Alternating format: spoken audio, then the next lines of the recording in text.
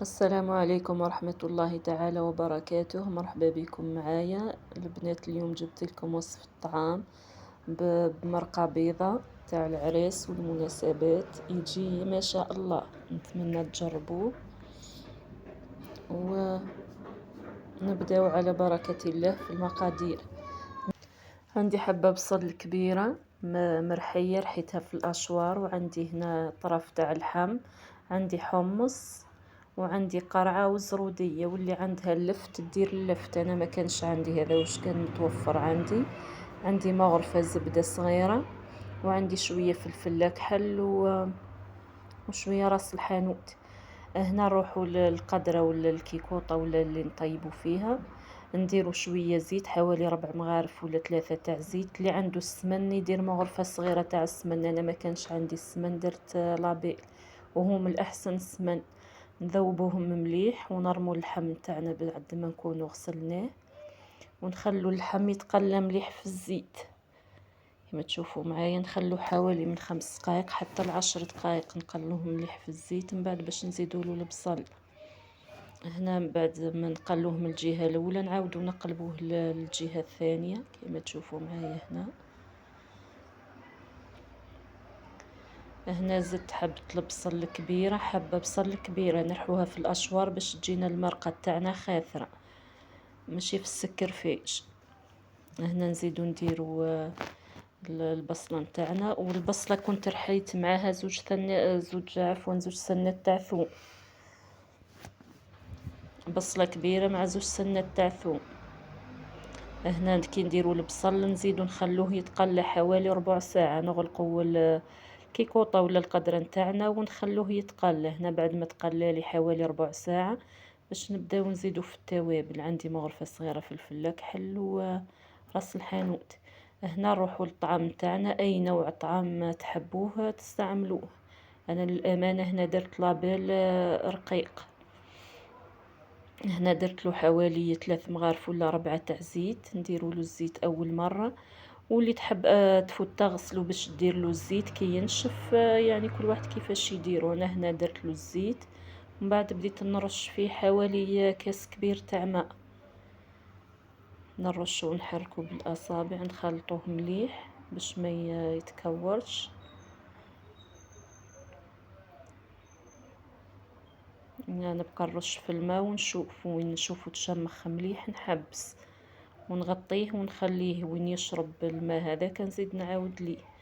هنا راني نكمل في الماء اللي استعملته، حوالي قلت لكم كاس كبير، نرشوه مليح. اللي تحب تستعمل طعام متوسط ولا طعام تاع الدار تغسلوا الطعام تاع الدار كما نعرفوا نغسلوه المرة الاولى ونخلوه يشرب باش نبداو نفوروا فيه. هنا شوفوه بعد ما رشيته مليح نخليه يرتاح حوالي 10 دقائق، ومن بعد نرجعوا لاصوص نتاعنا. بعد ما كانت قلت مليح زدت لها عود قرفة ومغرفة تاع قهوة ولا اكثر شوية تاع راس الحانوت، ومغرفة تاع قهوة فلفل اكحل. واللي عنده الفلفل الابيض يدير نصف ملعقة صغيرة، انا ما كانش عندي. والعود تاع القرفة ما نساوش نغسلوه قبل ما نديروه. هنا زدت قليت شوية ومن بعد نمرقوه بالماء حتى يتغطى اللحم نتاعنا، ونغطوه ونخلوه يطيب.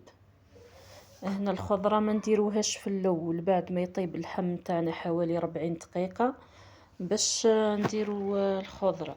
انا بعد ما خليت الطعام نتاعي عفوا هاي الطعام فار المرة الاولى خليته شرب مليح، راني نحل فيه ما بين الاصابع ومن بعد نديرو يفور. هذه هي التفويرة الاولى.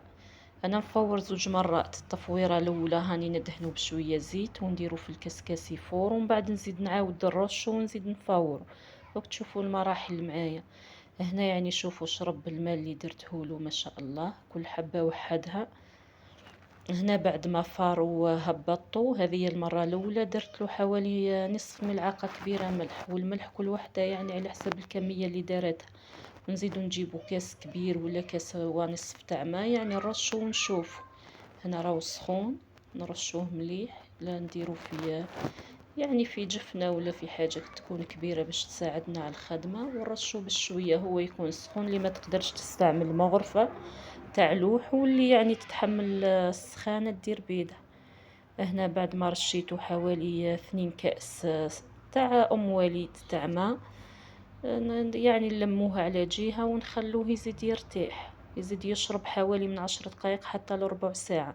هنا بعد ما خليته شرب هذه المرة الثانية، نزيد يعني نزيد نرجعو يفور. يعني الطعام الناس كلها تعرف تفور وتعرف ترش. يعني نحل فيه بعد ما نشف ونزيد نرجعو يفور. ومن بعد تبقى لنا المرحلة الأخرى بعد ما يفور المرة الثانية، ندهنوه بشوية زبدة. شوفوا يعني عطاني كمية، انا درت نصف كيلو، يعني درت رطل عطاني كمية لاباس بيها. هنا هو يفور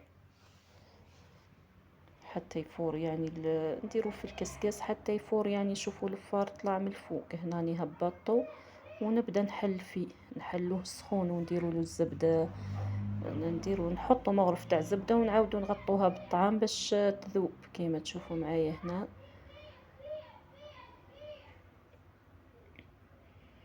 يعني يجي ذوق رائع، يجي يعني كيما الطعام تاع العريس. جربوه وتشوفوا الطريقه هذه، يعني ما شاء الله.